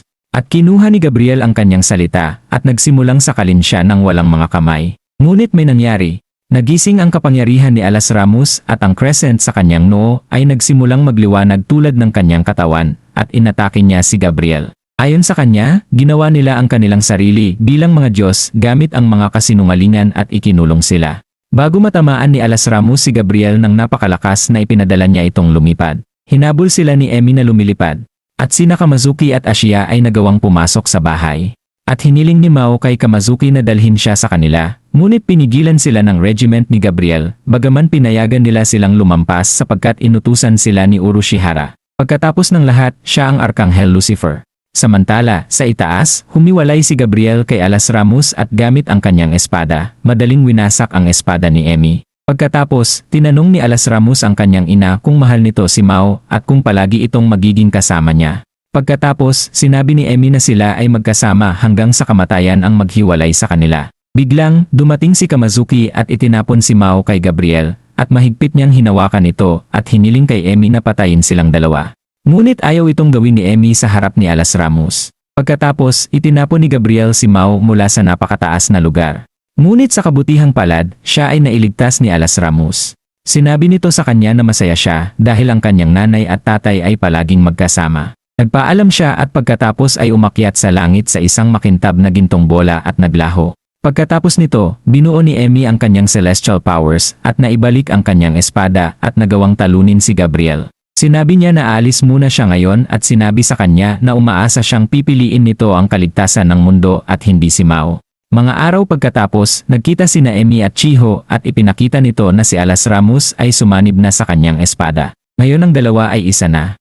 Ngunit ang pinakamasama ay kapag hinawakan niya si Mao, parang pinipilit niyang paghiwalayin ang isang anak at ama. Sinabi sa kanya ni Chiho na dapat niyang dalhin si Alas Ramos kay Mao dahil siya ay napaka-depressed mula nang umalis ito. Kaya pumunta sila sa bahay ni Mao at ibinalik si Alas Ramos sa kanya. Sinabi nito sa kanya na gusto lang nitong pasaktan siya ng kaunti at pahalagahan kung ano ang mayroon na siya. Napakasaya ni Mao na umiyak siya kahit na sinubukan niyang itago ito. Kabanata 5. Mga araw pagkatapos, sinabi ng manager ng Bronalds sa kanyang mga empleyado na ang lugar ay magsasara bukas para sa mga pag-aayos. Hindi alam ni Mao dahil sinabihan lang siya noong depressed siya sa pagkawala ni Alas Ramos. Pagkatapos, nang makauwi siya, nakita niyang lumilipat si Kamazuki sa apartment ni Emmy dahil magkakaroon ng mga pag-aayos sa lahat ng mga kwarto. Kaya ngayon, siya ay walang trabaho at walang bahay. Ang tanging pag-asa na mayroon sila ay ang landlady ay nagpadala sa kanila ng isang solusyon sa huling package. At ginawa niya.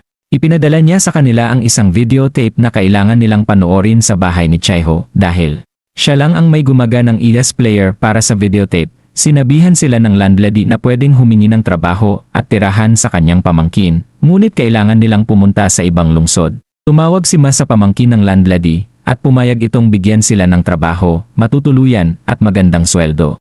Nang aalis na sila, sinabi ng nanay ni Chio sa kanyang anak na nagugustuhan niya si Mao at binibigyan niya ng permiso ang anak na umibig dito. Kinabukasan, pumunta si Mao sa McDonald's at sinabi sa kanyang manager na buti na lang at nakakuha na siya ng bagong trabaho. Pagkatapos, nagkita siya at si Ee at nag-usap sila ng sandali hanggang sa makatagpo nila si Cyril. Sinabi nito sa kanila na tumanggi siyang makipag-collaborate kay Gabriel kahit na alam niya kung nasaan ang espada. Nabahala si Chaiho sa impormasyong ito kaya sinabi niya kay Mao na handa siyang matuto ng maraming bagay para tulungan siya, katulad ni Emmy. Pagkatapos, humingi siya ng permiso sa kanyang ina na pumunta kung saan magtatrabaho si Ma. Sasama siya kasama ni Imay at Kamazuki.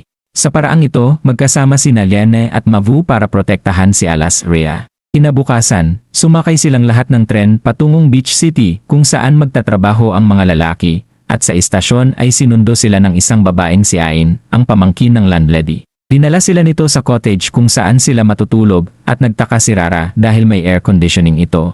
Pagkatapos, dinala sila ni Ain sa beach restaurant na kailangan nilang ayusin. Napagtanto nila na napakaraming trabaho ito, ngunit sinabi ni Mao na matatapos nila ito bago mag-beach season at kung mapupuno nila ito ng mga tao, gusto niya ng bonus. Pumayag si Ain. Sina Cho at Emmy ay nahar din dahil gusto nilang tumulong habang si Kupi ang mag-aalaga kay Alas Rami sa buhangin. Kinagabihan, pagkatapos ng napakaraming pagod, natapos nila ang pag-aayos ng lugar at pumunta sila sa beach para maglaro ng fireworks. Ngunit bigla nilang nakita ang mga ilaw sa dagat at sinabi sa kanila ni Ain ang alamat ng Moryasa.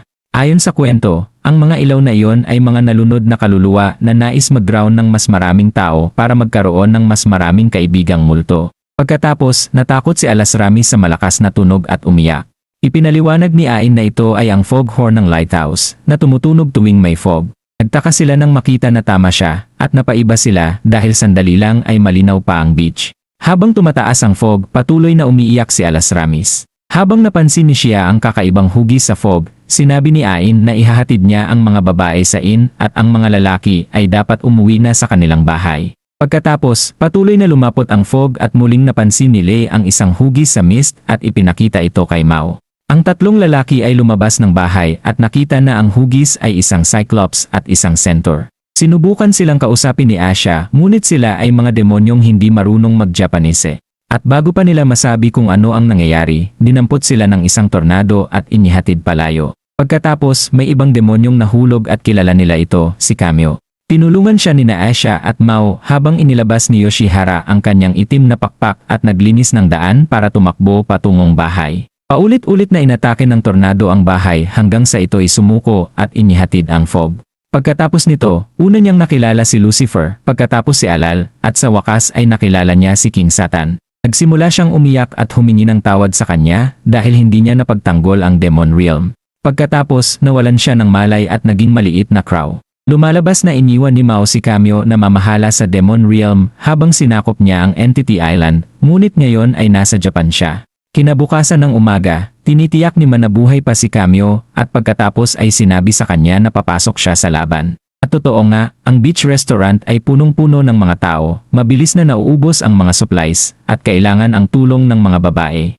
Nilinaw ni LA kay Mao na may utang na loob siya sa kanya pagkatapos ng trabaho. Nag-usap sina Asia at Mao tungkol kay Kamyo at naisip na baka si Old the Mayor ang nasa likod ng lahat ng ito. Habang nagpapahinga ang lahat, pinasalamatan ni Masichio sa kanyang tulong at sinabi sa kanya na salamat sa kanyang kasipagan, mas maraming customer ang darating bukas. Sinabihan siya ni Ain na dapat din niyang purihin ang ibang mga babae. Pinasalamatan niya rin sila ngunit hindi niya sila pinakompliment dahil magiging kakaiba yon isipin na sila ay magkaiba ang panig.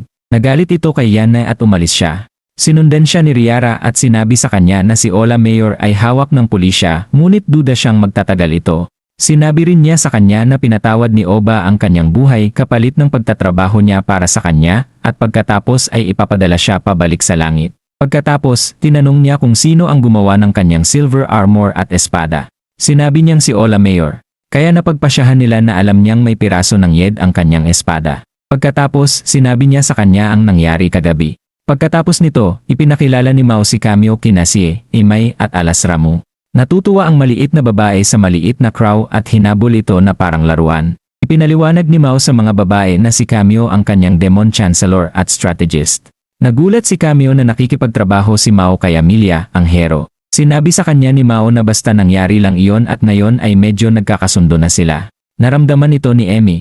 Pagkatapos, tinanong siya ni Ma kung ano ang espadang daladala niya. Naputol sila ng isang lalaking nagsabing oras na para bumalik sa trabaho. Nang umalis na ito, sinabi sa kanila ni Kamyo na siya ang lumulon sa mga demon soldiers. Taglay niya ang lakas ng Demon God Chapter 7. Kinagabihan, sina Mao, Asia at Roshara ay naghintay kay Imay sa lighthouse. Dumating siya, ang Kapyo. Nasa loob na ng kanyang espada si Alas Ramis habang ipinapaliwanag ni Kamyo na mula nang iwan ni Mao ang kaharian, nagkaroon ng matinding pagkakahati ang mga demonyo sa pagitan ng mga nagnanais ng kapayapaan at ng mga hardliners. Nagpunta ang matandang si Olba Mayer sa kabisera ng mga demonyo at ikinalat ang balita na ang sinumang makakakuha ng banal na espada ay siyang maghahari sa tatlong mundo, ang Ente Isla, ang langit at ang mundo ng mga demonyo. Dahil sa kagustuhang maiganti ang kanilang hari, kumampi ang mga hardliners kay Olba Mayer sa ilalim ng pamumuno ni na General Malacoda at Adramelech at nakatakda silang sumalakay ngayong gabi. Ayaw ni Emmy na ipaubaya ang lahat sa kamay ng isang lalaki dahil kasama rito si Alas Ramis at magiging delikado ang sitwasyon, kaya sinabihan niya si Mao na kailangan nilang magtulungan kahit pa wala silang tiwala sa isa't isa. Alam ni Emmy na hindi hahayaan ni Mao na may mangyaring masama sa bata. Biglang bumukas ang mga tarangkahan at lilitaw na ang napakaraming mahihinang demonyo mula sa hukbo ni Malacoda. Susubukan silang pigilan ni Emmy gamit si Alas Ramis, habang sinabi naman ni Kamyo na may plano siya pero naiwan niya ang kanyang espada sa bahay.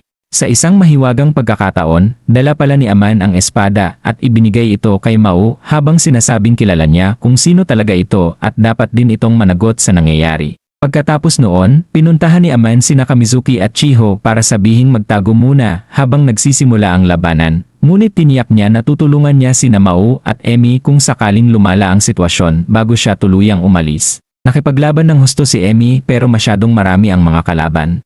Ang isa sa mga demonyo ay may hawak na piraso ng yesod na ginagamit para matunton ang espada, at ito ay si Siriato na pinuno ng mga ito. Sinimulan niyang labanan si Emmy para maghiganti sa pagkamatay ng kanilang haring si Satan, pero wala namang balak si Emmy na pumatay at gusto lang niyang mag-aksaya ng oras. Maya-maya pa ay nagpakita si Mao sa kanyang anyo bilang King Satan, at si Asia naman ay naging si Alciel muli, gaya ng pagbabagong anyo ni Urushihara bilang Lucifer. Sa pamamagitan lamang ng kanilang mga salita, ay napatigil nila ang kawan ng mga demonyo. Hindi makapaniwala si Siriato na buhay ang kanilang haring si Satan, at inutusan sila ni Mao na bumalik sa Demon Realm para ibalita na buhay ang hari at kasalukuyang nagpapalakas sa ibang mundo para magdala ng kapayapaan sa kanilang lugar. Niyakap ni Mao si Emmy at sinabi kay Siriato na nasa kanya na ang espada kaya wala ng demonyo ang dapat maghanap pa rito.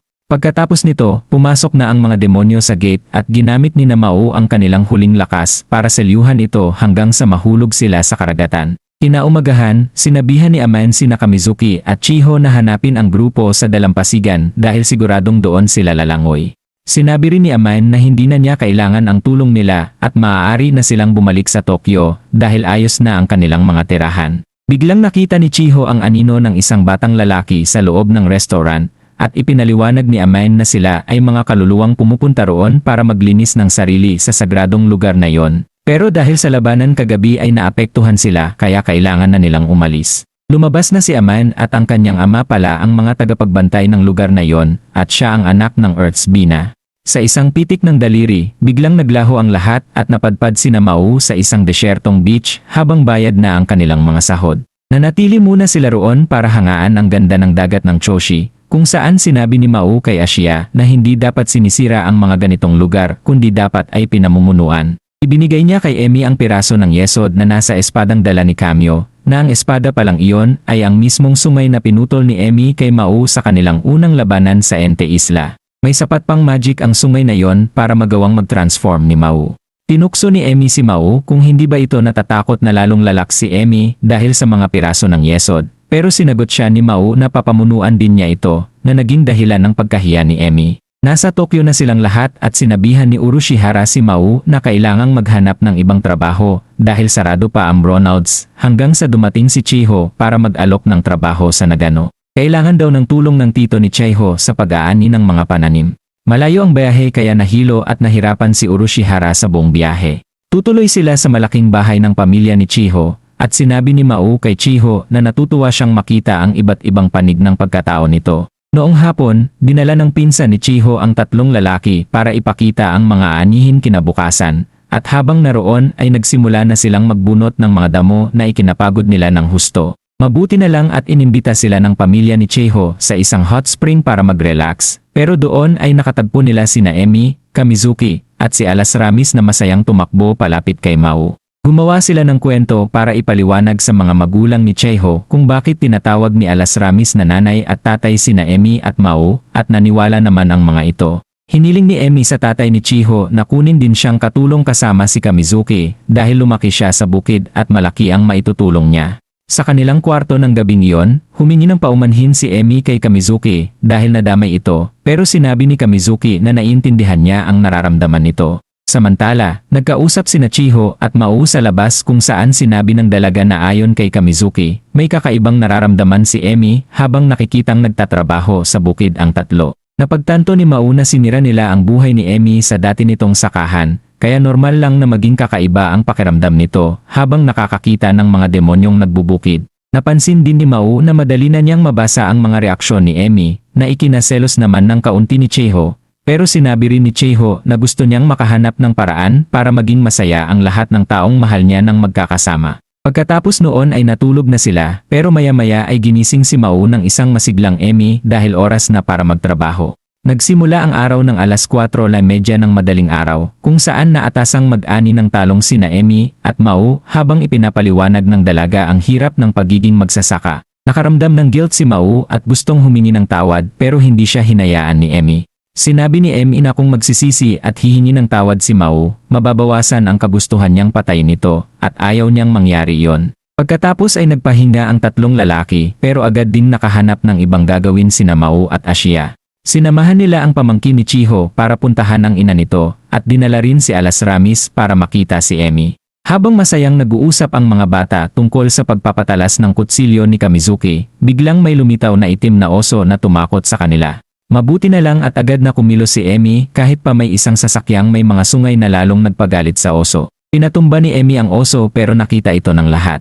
Kinabukasan, naging balita siya sa local news at binansagan ni Mao na beer slayer habang nagtatago siya sa mga reporter. Nagtrabaho sina Mao at Ashiya kasama ang tito ni Chiho na nagkwento tungkol sa paglago ng kanyang mga pananim sa loob ng maraming taon. Napagtanto ni Mao na bago pa man niya napag-isa ang mga demonyo, madalas silang mag-away dahil sa mundong may mahika ay nakakakain sila. Ngunit ang mundong walang pagkain ay hindi makakabuo ng isang maayos na lipunan. Noong gabing iyon, nabalitaan nila na may magnanakaw ng mga mamahaling prutas na nanloob na sa mga kalapit na sakahan, at naisip ni Mao na ang magnanakaw ay ang lalaking nasa sasakyang may mga sungay na nanggulo sa oso. Gusto nilang magpatrolya gamit ang magic nang hindi nalalaman ng mga tao dahil delikado ang magnanakaw. Biglang bumukas ang pinto at pumasok ang lola ni Chiho na narinig pala ang lahat at sinabing alam na niya ang totoo, sinabi ng lola ni Chiho na alam niyang hindi sila ordinaryong tao, pero ang mahalaga sa kanya ay ang mabuting loob ng mga ito na protektahan ang kanyang pamilya. Bilang tulong, nagguhit siya ng mapa at itinuro kung saan huling nakita ang oso. Napagtanto naman ni Urushihara na ang tunay na pakay ng mga magnanakaw ay ang mga solar panels na mas mahal ang halaga. Nagpares sina Kamizuki at Mao para bantayan ang isang ruta, at hindi nagtagal ay nakita nila ang isang itim na sasakyan kung saan bumaba ang isa sa mga suspect para kumuha ng pakwan bago nagpatuloy sa biyahe. Agad nilang binalaan si Emmy na kasama ng kabilang team na nagbabantay sa mga panel. Dumating ang mga magnanakaw at sinubukang itakas ang isa sa mga gamit, pero hinarang sila ni Ashiya at matagumpay na nahuli ang isa, habang ang tatlo naman ay mabilis na tumakas gamit ang kotse. Buong bilis na hinabol sila ni Emmy, at kasama si Kamizuki ay tinakot nila ng husto ang mga salarin. Bagamat may isang nakalusot, nasalubong naman ito si Mao na nag-transform bilang si King Satan. Sinabi ni Mao na kailangang pagbayaran ng lalaki ang pananakit sa mga tao. Kalaunan ay naaresto ng mga pulis ang mga magnanakaw, at ipinaliwanag ng lola ni Chiho sa kanyang apo na noon ay may mga taong isinisilang na may kapangyarihan para magligtas. Pero sa panahon ngayon ay hindi na ito kailangan kaya mas mabuting magkunwari na lang silang walang nakitang kakaiba dahil kaibigan naman nila ang mga ito. Pagbalik sa Tokyo, nakatanggap sina Mao at Emi ng maraming kahon ng sariwang prutas at gulay mula sa pamilya ni Chiho. Hindi naman maalis sa isip ni Emi kung paano nakahanap si Mao ng negatibong enerhiya sa liblib na lugar tulad ng Nagano habang napapabayaan na niya ang kanyang trabaho sa pagbabantay sa kanila. Bigla siyang nakatanggap ng tawag mula kay Emerada na nagtatanong kung nakita na ba niya si Leila. Pero hindi kilala ni Emi kung sino ito hanggang sa sinabi ni Emerada na si Leila ay ang mismong ina ni Emi. Nagtalo naman sina Mao at Asya dahil gustong bumili ni Mao ng Eiji. Para sa kanya, hindi fair na nakakapanood si Emi kasama si Alas Ramis habang siya ay hindi. Naglabas si Asya ng napakahigpit na budget at inakalang imposible itong mabili, pero hindi niya alam na may mga discount points si Mao na nagpababa sa presyo. Pauwi na sila nang sabihin ni Kamazuki kay Emi na gusto niyang makitambay sa apartment nito para manood at sa loob ng tren ay ibinahagi niya ang kanyang hinala. Tingin niya ay malalaman din ng mga demonyo na buhay si King Satan at posibleng dukutin siya o piliting bumalik para mamuno muli. Nag-aalinlangan si Kamazuki kung matitiis ba ng hari ang kanyang mga nasasakupan kung hihingi ang mga ito ng tulong. Para sa kanya, para lang silang nakatira sa isang bulan na pwedeng pumutok anumang oras, pero masaya siya sa bulang iyon kung saan si King Satan ay si Mao, isang mabait at masipag na tao na napapaligiran ng mga totoong kaibigan. Samantala, tinawagan ni Rika si Emi para magtanong kung anong klaseng damit ang gusto ni Asya sa isang babae dahil inimbitahan siya nitong mag-shopping bukas na ikinagulat ng husto ni Emi. Kinabukasan, nilinaw ni Asya kay Mao na maghahanap lang sila ng impormasyon tungkol sa DE at isinama lang si Rika para sa isang objective na opinyon. Sinabi ni Mao na gusto niyang magkaroon ng AC para malaman kung anong mga laruan ang dapat ibigay sa mga bata sa Happy Meal ng Bronalds. Habang wala sila, palihim na nagmamanman si Gabriel sa bahay ni Mao. Sa kabilang dako, masama ang timpla ni Emi sa kanyang trabaho. Kahit alam niyang mapagkakatiwalaan si Kamazuki na bantayan ang kanyang kaibigan laban sa isang demonyo, hindi pa rin siya mapakali kaya pinauwi na lang siya ng kanyang manager.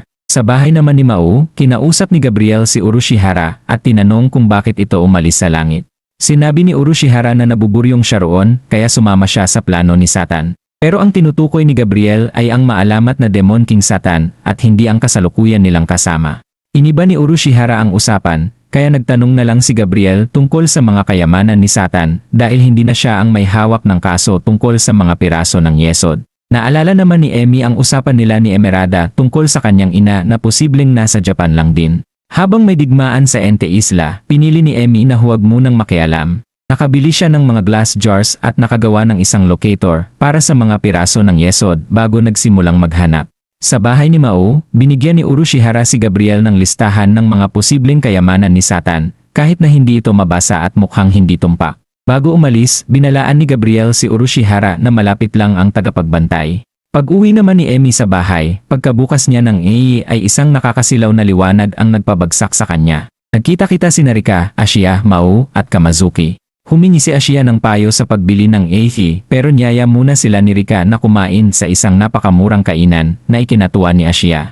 Habang kumakain ng udon, nakarinig sila ng isang banyagang boses na nanggugulo kaya tinulungan ni Mao ang cashier na hindi maintindihan ng customer. Ginamit ni Mao ang kanyang galing sa English para mag-translate bago kalaunan ay gumamit ng magic ang banyaga para mag-Japanese. Samantala, sinundan ni Emi ang mga pahiwatig para mahanap ang kanyang ina hanggang sa makarating siya sa ospital. Doon ay nakasalubong niya ang nanay ni Chiho at nalaman na na-ospital pala ang dalaga. Sa kabilang banda, matagumpay na nakabili ng AI sina Mao at Kamazuki dahil sa tulong ni Rika. Napansin ni Mao ang nararamdaman ni Rika para kay Asya, kaya tinanong niya si Kamazuki kung ano ang tingin niya sa dalawa.